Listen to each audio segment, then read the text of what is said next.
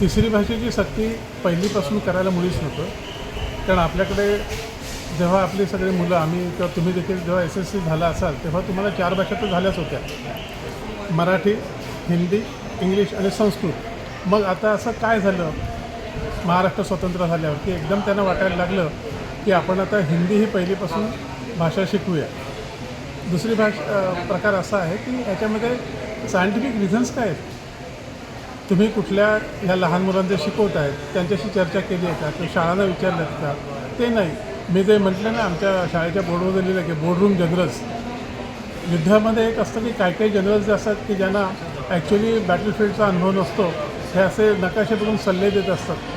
तसा हा काहीसा प्रकार झाल्यासारखा वाटतो आहे की ॲक्च्युली शिकवण्याचा अनुभव नाही आहे लहान मुलांना, पण काहीतरी एक वाटतं की आपण तिसरी भाषा द्यावी, मुलांना यावी. दुसरी गोष्ट अशी आहे की तिसरी भाषा शिकल्यामुळे मुलांच्या बुद्धिमत्तेत तर खूप वाढ होते अशा काही भाग नाही आहे. मग तिसरी भाषा कशासाठी आणि पहिलीपासून कशासाठी.